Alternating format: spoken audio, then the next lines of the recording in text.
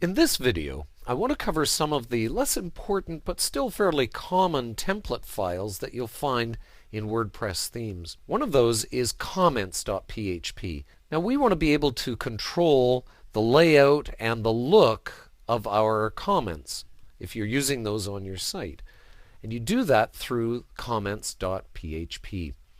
And we're starting off here, this is in the 2010 default theme. We're starting off by asking, are these comments passworded? Then we find out how many comments there are, and we create a title based on that, if there's only one or if there's many. And then we do some navigation, and then we get to the actual call to the list or the loop of the comments. Now in this particular case, they've actually chosen to do that in their functions.php file, and here it is. There's a function they've created which does that looping through all of the comments. And you could, of course, do this right in your comments.php file. So there's lots of different options for doing this. But again, it gives you control over how they're structured and how they look. Another very important one to look at is your 404 results. So if, for example, somebody can't find a page on your site, what do they get? And in this case, it's a very basic message along with a search form. And let's see what that looks like in 404.php. Again, very, very simple. Now, there's no loop to go through here, of course, because there's nothing to find. But what we do want to say is, well, sorry, nothing was found. Here's what you can do. Put in the search form there. Here's our wording, which is actually in a language file. But again, you could be playful with this and have lots of fun with graphics and other wording. It's up to you, but it's important to have it here because that'll always happen. Somebody will try to get a page that isn't actually available.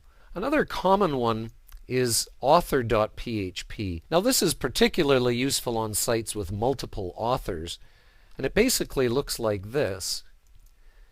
Here, it's really just an archive of all the articles that a particular author has written.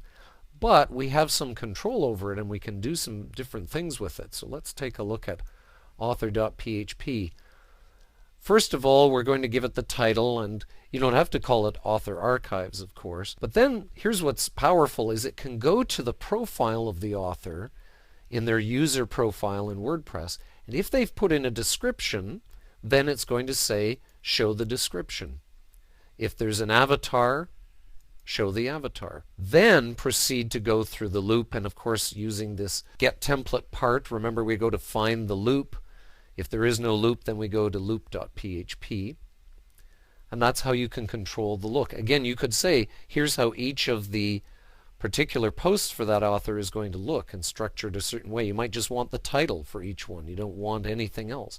It's all up to you how you structure it. A couple of other ones to look at, and this is interesting. This is the tag archives. So if I clicked on a particular tag and I want to see all the posts with that tag in it, really all it's doing is giving it a title and then looking for our loop.